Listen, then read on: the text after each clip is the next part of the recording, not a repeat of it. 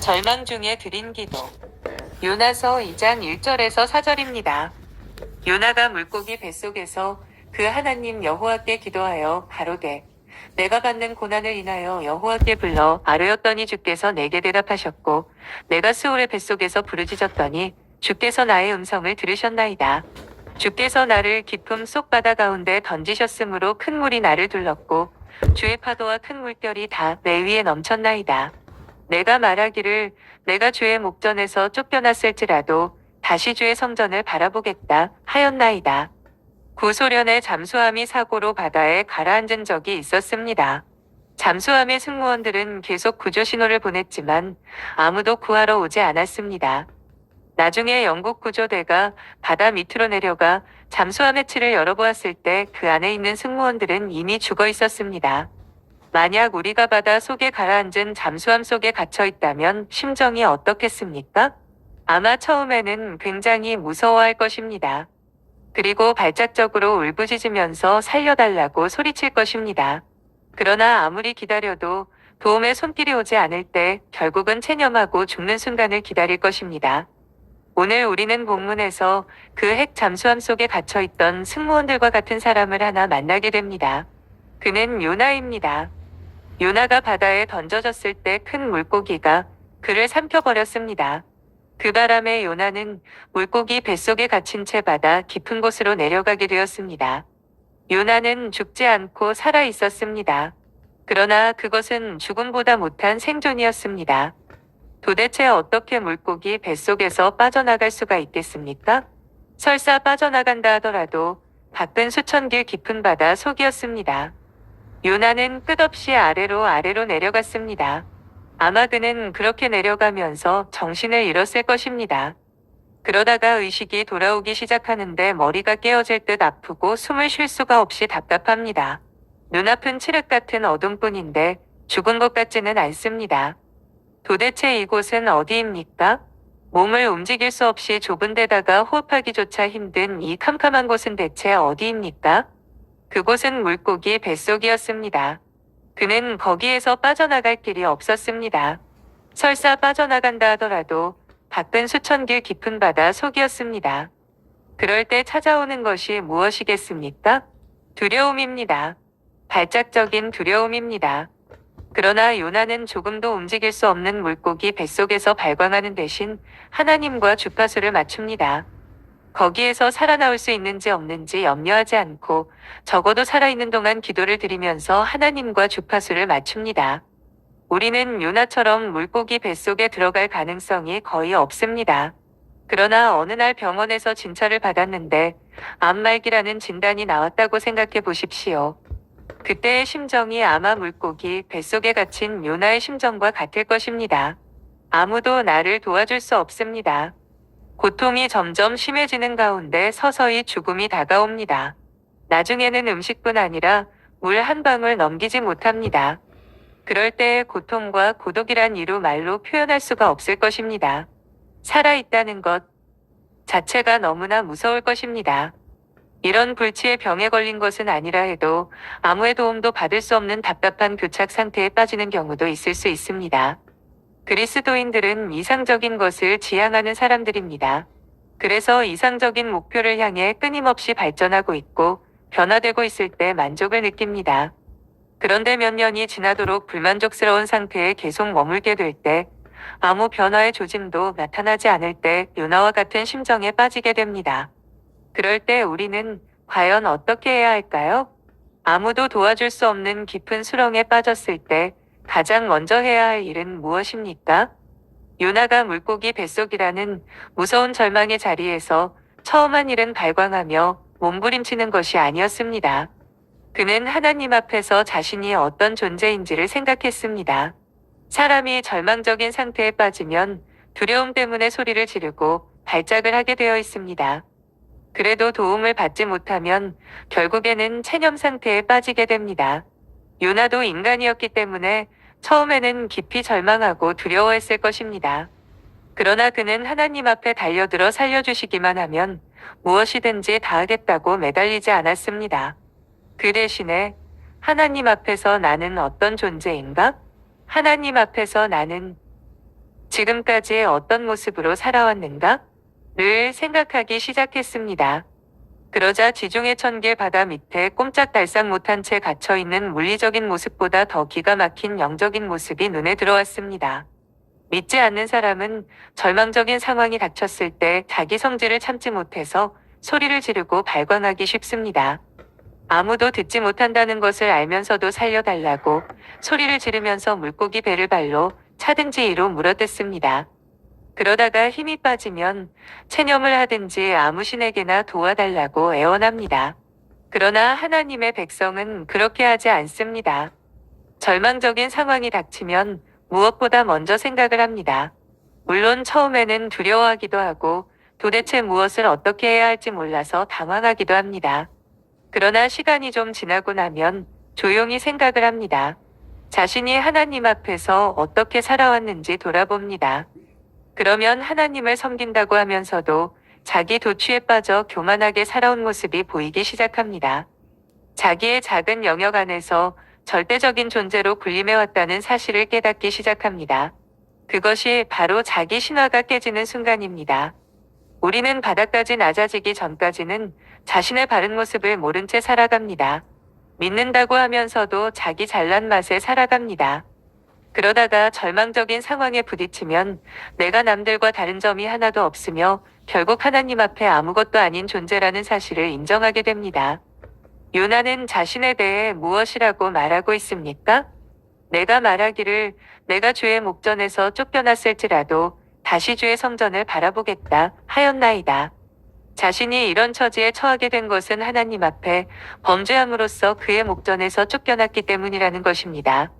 지금 요나의 상황은 아주 절망적입니다.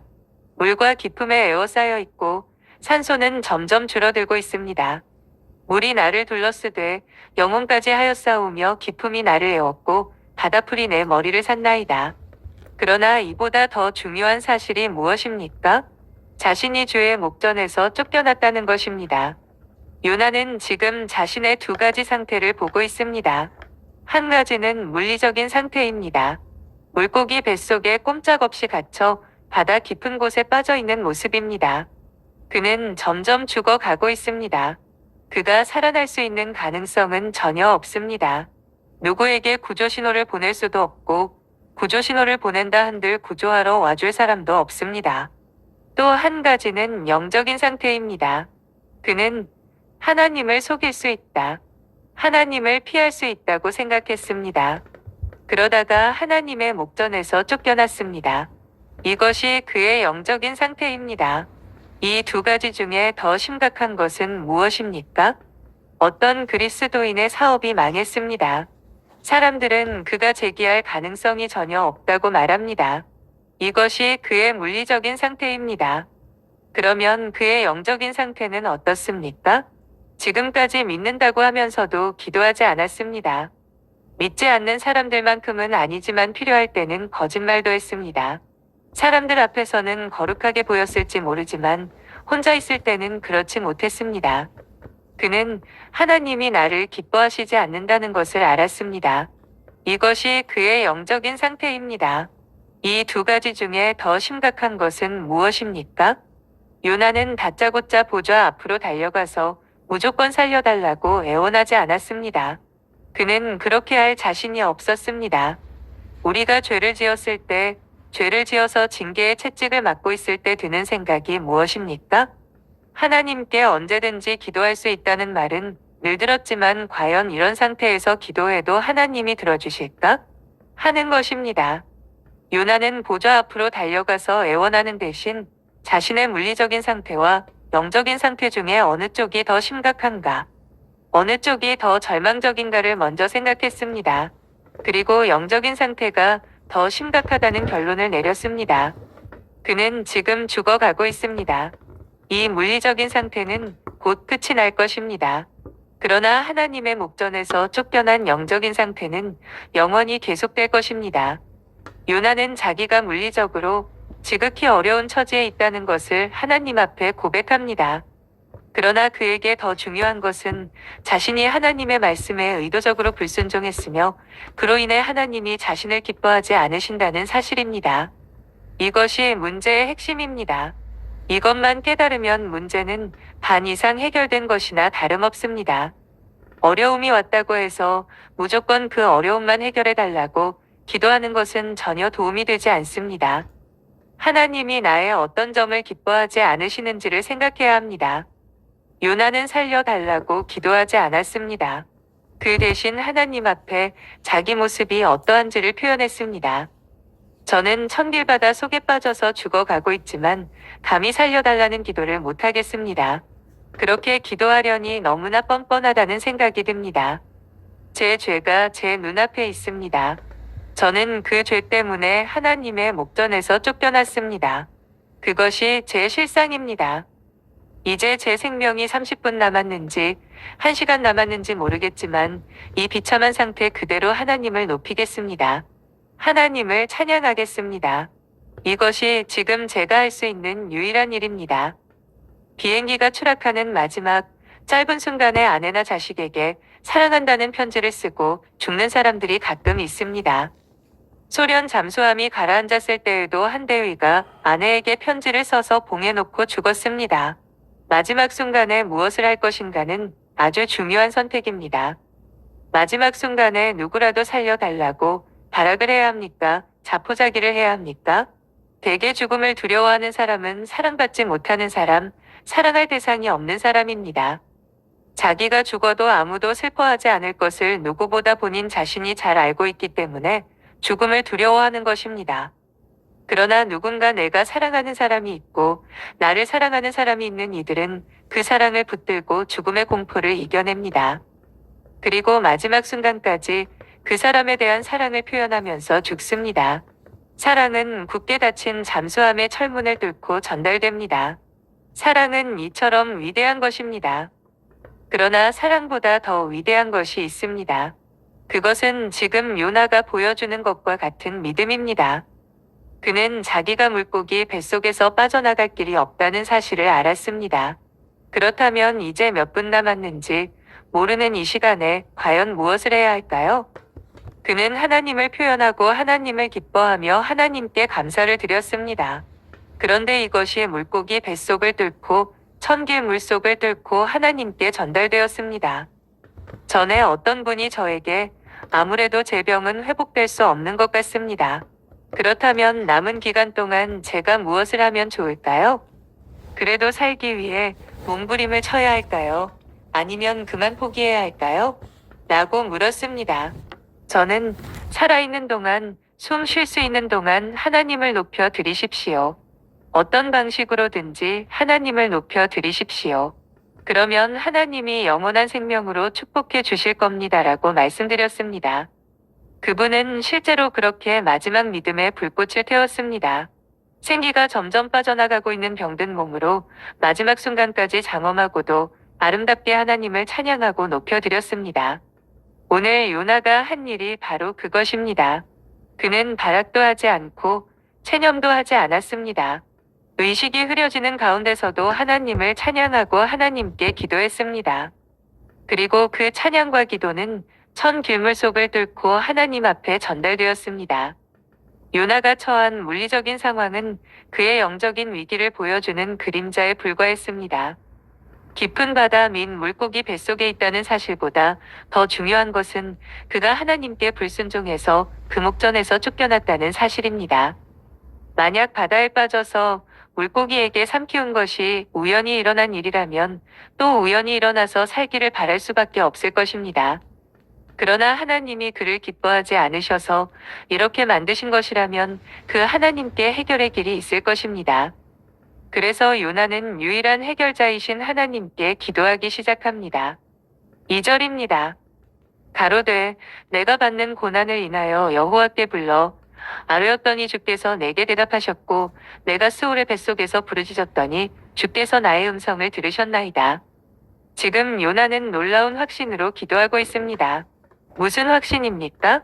하나님이 자신을 살려주시리라는 확신이 아닙니다. 적어도 이 기도만큼은 듣고 계신다는 확신입니다. 그는 어떻게 이런 확신을 가질 수 있었으며 기도의 용기를 얻을 수 있었을까요?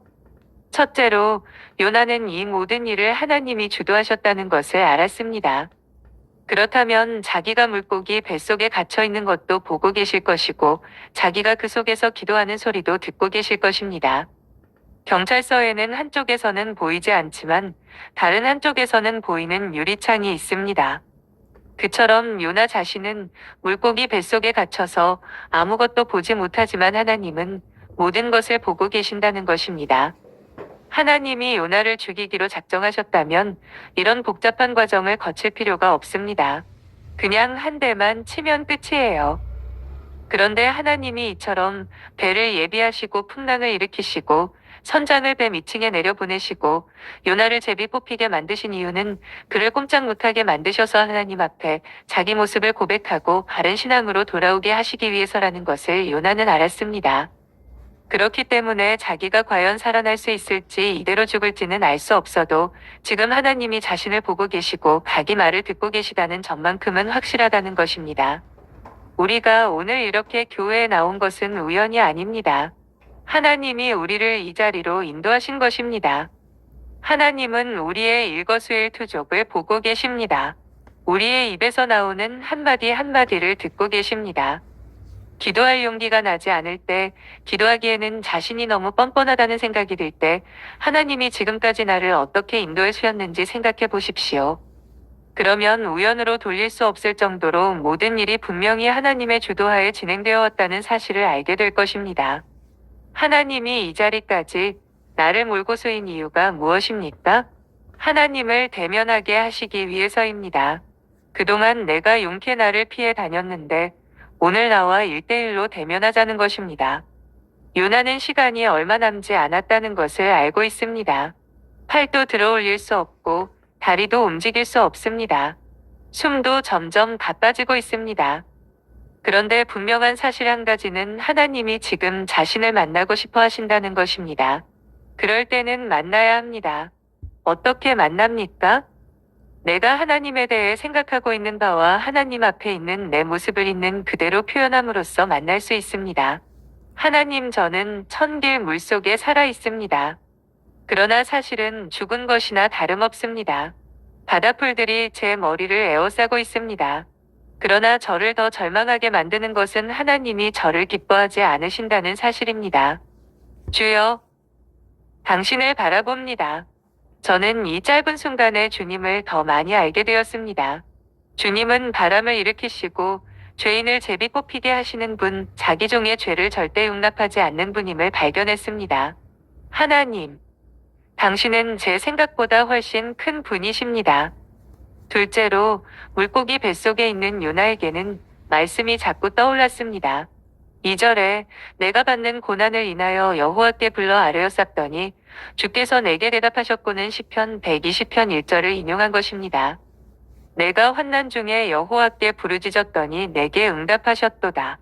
또 3절에 큰 물이 나를 둘렀고 주의 파도와 큰 물결이 다 내 위에 넘쳤나이다는 시편 42편 7절을 인용한 것입니다. 주의 폭포 소리에 깊은 바다가 서로 부르며 주의 파도와 물결이 나를 엉물하도소이다. 이처럼 절망적인 상황에 처해 있는 요나에게 자꾸 말씀이 떠올랐고 요나는 그 떠오르는 말씀들을 가지고 기도를 드렸습니다. 어려움 가운데 말씀이 자꾸 생각난다면, 성경 구절이 떠오르고 설교 들은 말씀이 생각난다면 상황은 아직 끝난 것이 아닙니다. 정말 모든 것이 끝장났을 때는 말씀이 생각나지 않습니다.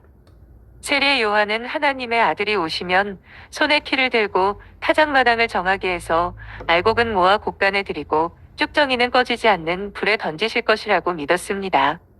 그런데 예수님은 심판은 하지 않고 말씀만 전하셨습니다. 그래서 요한은 제자를 보내서 물었습니다.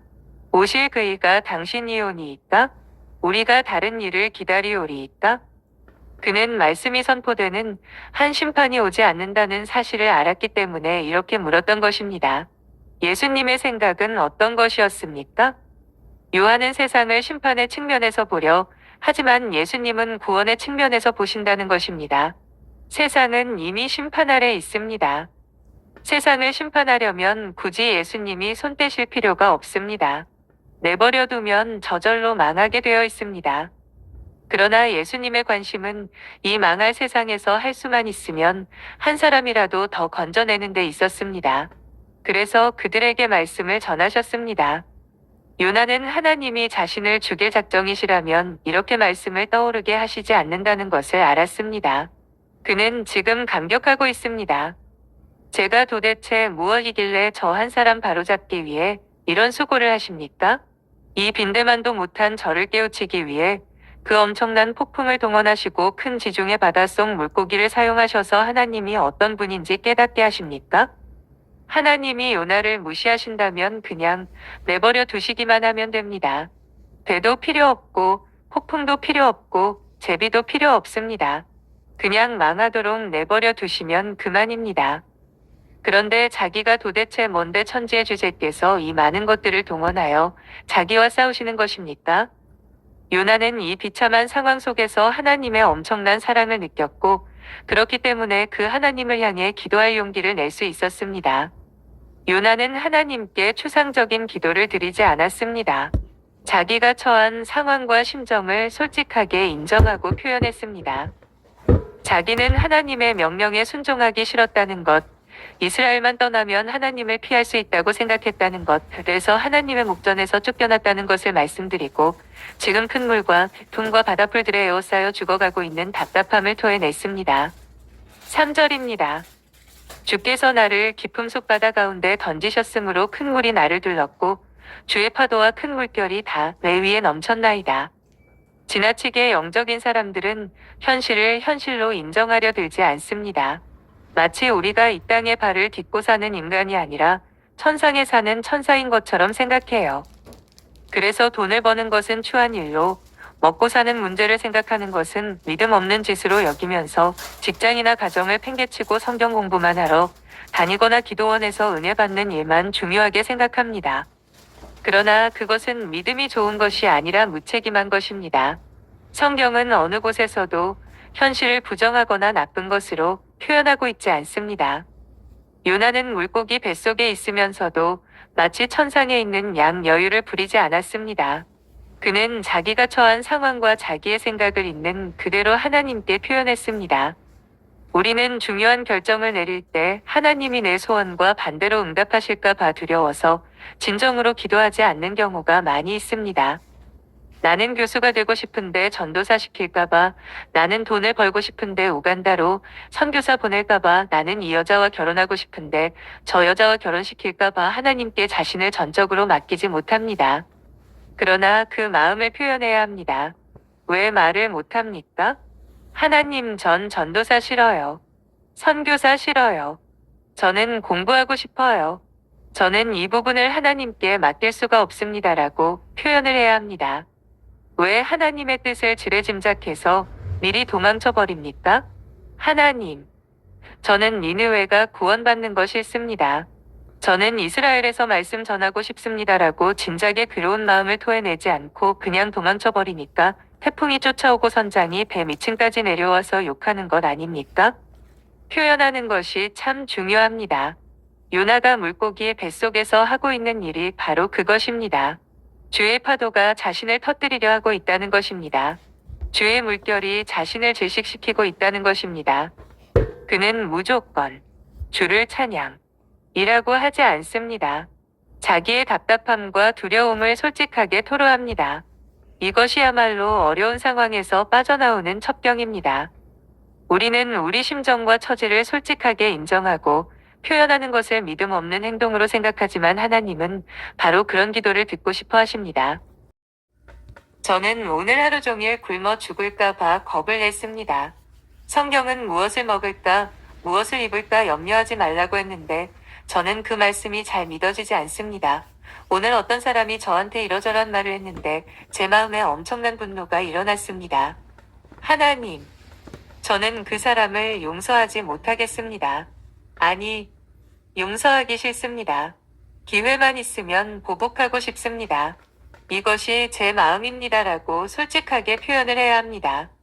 자기가 미리 이건 신앙적이지 못한 태도야, 믿음 없는 짓이야 하면서 꾹꾹 누르면서 몸부림을 치면 문제가 해결되지 않습니다. 요나가 깨달은 바가 무엇입니까? 자신이 끝까지 포기하지 못한 것이 한 가지 있는데 바로 그것 때문에 이 모든 일이 일어났다는 사실입니다. 그것은 바로 민족주의였습니다. 이스라엘이 복을 받아야 한다는 고집을 요나는 깨뜨릴 수가 없었습니다. 하나님이 원하시는 바는 무엇입니까? 이스라엘 백성을 통해 다른 민족들이 복을 받는 것입니다. 그러나 이스라엘 백성들이 그 일을 하기 싫어하면 다른 민족에게라도 그 일을 시키십니다. 하나님께 중요한 것은 온 세상에 하나님이 알려지고 영광을 받으시며 온 땅에 하나님의 복을 주시는 것이기 때문입니다. 그러나 요나는 그것을 인정하기 싫었습니다. 이스라엘이 복받는 것만을 절대적으로 생각했습니다. 바로 그 고집이 하나님을 진노하시게 했습니다. 그런데 요나는 물고기 뱃속에서 이스라엘도 망할 수 있다는 것을 깨달았습니다. 이스라엘이 망하더라도 하나님의 뜻은 이루어져야 하며 구원받을 사람들은 구원받아야 한다는 것을 깨달았습니다. 이스라엘이 하나님의 은혜를 틀어막고 있다면 다른 방법을 통해서라도 세상 사람들은 구원을 받아야 한다는 것을 깨달았습니다. 그렇게 지금껏 절대적으로 생각하던 것을 버리면서 생긴 소원이 무엇입니까? 4절입니다. 내가 말하기를 내가 주의 목전에서 쫓겨났을지라도 다시 주의 성전을 바라보겠다 하였나이다. 혹시라도 다시 한번 성전에 서게 된다면, 다시 한번 임무를 주신다면 이방인들에게 가고 싶다는 것입니다. 살려만 주시면 이방인에게 가겠다는 것이 아닙니다. 이스라엘이 망하더라도 이방인들은 구원을 받아야 하기 때문에 가겠다는 것입니다. 많은 그리스도인들이 벗어나기 어려운 울타리가 바로 자기입니다. 그래서 내 아버지, 내 어머니도 구원하지 못했으면서 무슨 자격으로 주일학교 교사가 되고 목회자가 되고 선교사가 되겠는가? 라고 생각하면서 하나님, 우리 아버지 교회 나오게 해주시면 선교사로 나가겠습니다. 우리 엄마 예수 믿게 해주시면 그때부터 봉사하겠습니다라고 기도합니다. 그리고 혹시라도 내 가족이 하나님을 모른 채 죽으면 그렇게 절망하고 낙담하면서 하나님을 원망할 수가 없습니다. 그러나 이것은 아주 편협한 생각입니다. 나중에 물고기 뱃속처럼 절망적인 상황에 빠져보면 우리 가족이 얼마나 교만했는가? 하나님이 그렇게 거듭거듭 찾아주셨는데도 얼마나 완악하게 굴었는가? 우리 가족과 상관없이 하나님의 뜻은 이루어져야 한다는 것을 깨닫게 됩니다. 나나 내 가족이 먼저 잘 되기를 바라는 마음이 바로 우상입니다. 하나님은 나를 가족의 울타리에서 벗어나 모든 사람에게 복을 주는 하나님의 사신으로 사용하기를 원하십니다. 그래서 때로는 가족을 버려두고 다른 사람들에게 가게 하십니다. 그러면 시기심이 나서라도 내 가족이 하나님의 은혜를 구하게 될 수 있습니다.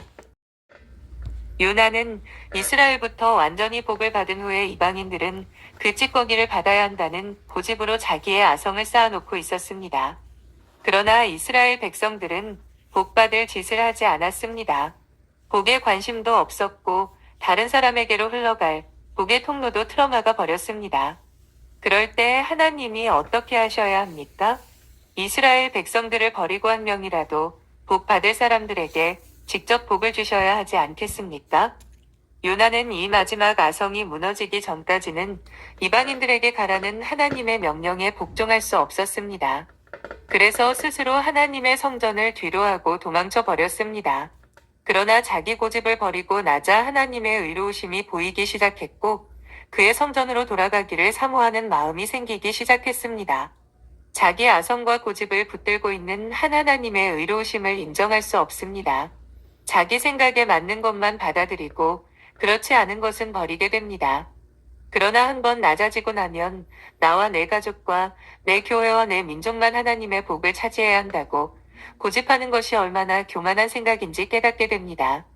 하나님의 복에 관심이 없는 사람은 복을 못 받는 것이 당연하다는 것, 어느 누구도 당연히 구원받을 사람은 없으며 나는 내가 복음 전할 대상을 마음대로 골라서는 안 된다는 것을 깨닫게 됩니다. 오늘 우리도 크고 작지만 요나와 비슷한 어려움을 겪고 있습니다. 질병 가운데 꼼짝 못하고 죽음을 기다려야 하는 사람이 있는가 하면 사업의 실패로 어려움을 겪고 있는 사람도 있고 미래를 전혀 예측할 수 없는 상황 속에서 하나님의 음성만 기다리고 있는 사람도 있습니다. 요나는 그럴 때 발작하지도 포기하지도 않았습니다. 그는 자신의 물리적인 상태보다 영적인 상태가 더 심각하다는 것을 깨달았습니다. 그리고 생명이 경각에 달린 절박한 상황에서도 하나님을 높여드리기를 원했습니다. 위대한 선지자로서 높여드리려 한 것이 아닙니다. 비참한 죄인으로서 죽어가고 있는 사람으로서 높여드리기를 원했습니다. 요나는 어떻게 기도할 용기를 얻었습니까? 이 모든 일을 주도하신 분이 바로 하나님이시라는 사실을 기억함으로써 용기를 얻었습니다. 그리고 마음에 떠오르는 하나님의 말씀을 붙들고 기도하며 찬양했습니다. 그는 이렇게 함으로써 하나님을 대면할 수 있었습니다. 하나님은 오늘 우리와 대면하기를 원하십니다. 하나님이 원하시는 것은 유창한 기도가 아닙니다. 우리 심정과 처지를 있는 그대로 솔직하게 표현하는 것입니다. 내가 싫어하는 것이 있지 않느냐? 속에 똘똘 뭉쳐놓고 내놓지 않는 것이 있지 않느냐? 나에 대해 불신하고 있는 부분이 있지 않느냐? 그것을 솔직하게 표현하라는 것입니다. 그렇게 하나님을 대면할 때 우리에게는 위대한 제2의 인생이 시작될 것입니다. 하나님만을 믿고 의지하면서 하나님 앞에서 즐거워하며 하나님과 풍성하고 친밀한 교제 가운데 매일 신선하고 행복한 삶을 살아가는 우리 모두가 되기를 소망합니다. 아멘.